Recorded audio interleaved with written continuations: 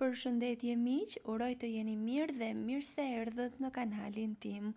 Për ju që më dëgjoni për herë të parë, unë jam Mandalina nga sofra ime dhe çdo ditë ndaj me ju receta të cilat i përgatis për familjen time. Sot si ditë shiu kam përgatitur byrek me spinaq dhe djath. Qëndroni me mua ta përgatisim bashk.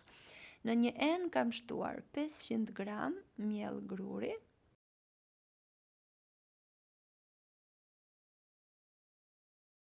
1 lugë çaj krip, 2-3 lugë gjelle vaj ulliri,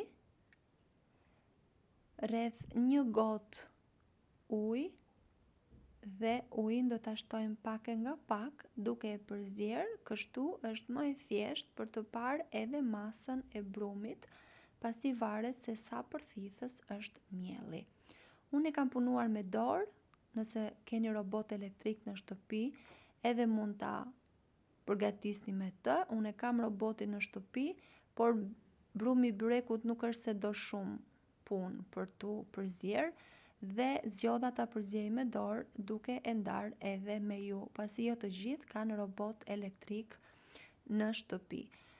Unë kur gatuaj në shtëpi brumra, nëse thonjt nuk i kam të stiluar, nuk përdor asnjëherë doreza, pasi personalisht më shumë i besoj pastërtisë së dorës se sa plastikës së dorezës.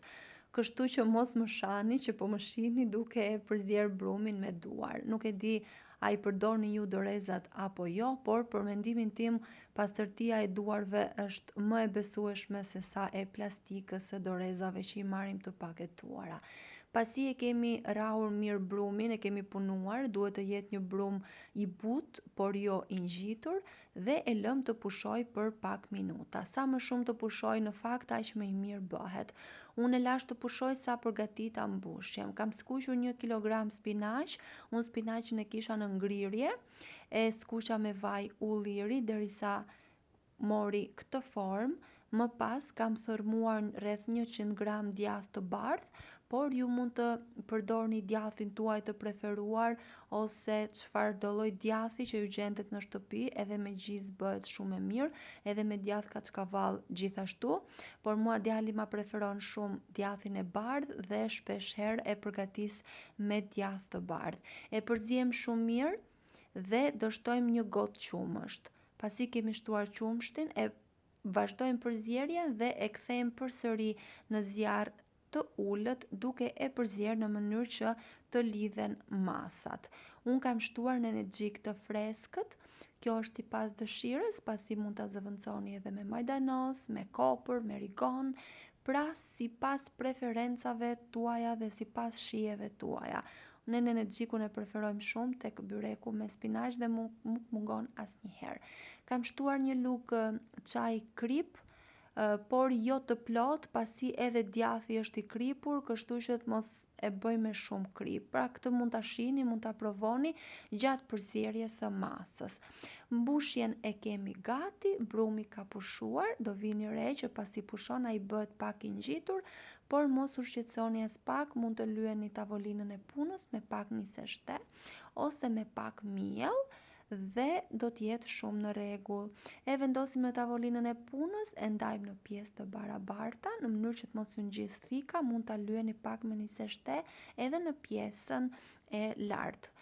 Dua t'ju kujtoj se nëse jeni ri në kanalin tim, mos harroni të bëni subscribe dhe të shtypni butonin e zilës. Kështu do njoftoheni për çdo recetë të re të postuar. Pasi e kemi ndarë brumin në pjesë të barabarta, e ndajmë atë në kuleç, i japim formën aq sa mundeni dhe i lëm me një anë. E mira është që ti mbuloni pasi mos thahen derisa të mbarojmë hapjen e petëve. Për hapjen e petëve ekzistojnë mjaft mënyra të ndryshme. Unë një nga mënyrat më të fundit që kam përgatitur dhe e kam postuar në kanal është duke i hapur petët 5-6 bashkë, duke e lyer me nis e shte, por kur fillova të hap petët pash që nuk kisha mjaftueshëm nis e shte në shtëpi për t'i bërë në atë mënyrë dhe kështu i hapa një e nga një, por mund t'i hapni si ta keni ju më të thjeshtë. Unë kur e bëj në këtë mënyrë, petët i lë pak të trasha në mënyrë që të përthithin atë butësinë që ka mbushja, por të mbeten edhe krokant. Në familjen time pëlqen shumë byrekun krokant, prandaj dhe unë zgjedh që ta bëj në këtë mënyrë trashësinë e petës. I shtrojmë një nga një, petën e parë dhe petën e fundit unë e hap mbi tepsi në mënyrë që t'i mbledh anësoret në fund. Por kjo është sipas dëshirës. Unë kam vendosur 4 petë në fund, gjysmën e mbushjes, kam vendosur edhe 2 petë në mes dhe kam vazhduar kështu derisa ka mbaruar masa e brumit dhe masa e mbushjes që kam përgatitur. Unë nuk dua të harroj pa thënë se është kënaqësi për mua gjithmonë të mësoj se nga cili vend i Shqipërisë apo i botës më ndiqni. Nëse keni dëshirë, mos harroni të ma shkruani atë në koment. Gjithashtu doja të dija nga ju se cila është mënyra juaj e hapjes së petëve më e thjeshta dhe kush është byreku juaj i preferuar. Ne i pëlqejmë të gjitha, mjafton të jetë byrek, mbase për ne shqiptarët është për të gjithë kjo, mjafton të jetë byrek, nuk ka rëndësi mbushja, por unë personalisht më pëlqen më shumë ai me qep dhe domate, por ky me spinaq është më i shëndetshëm, mund të them. Vazhdojmë kështu me hapjen e petëve dhe petën e fundit e hapim mbi tepsi dhe i mbledhim anësoret.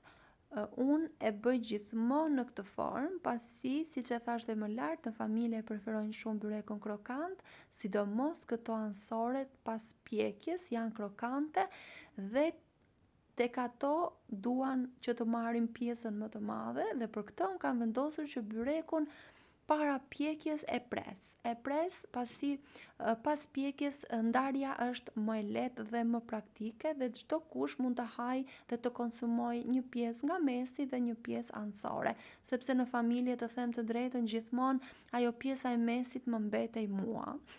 Nuk e di a e prisni ju byrekun apo jo para pjekjes, nëse keni dëshirë mund të ma shkruani në koment. Unë e pres gjithmonë në këtë mënyrë dhe e pjek në 200 gradë. Pjekja është gjithmonë në varësi të sobës që keni. Ky është rezultati pas pjekjes, ka marrë një ngjyrë vërtet shumë të mirë, është krokant në sipërfaqe dhe shumë i butë në brendësi. Kënaqësia më e madhe është kur të gjithë e pëlqejnë, e konsumojnë me oreks, edhe në fund të thonë atë të lumshin duart apo jo. Unë jam e sigurt që të gjitha anvisat më kuptojnë. Pres përshtypjen tuaj në koment me padurim.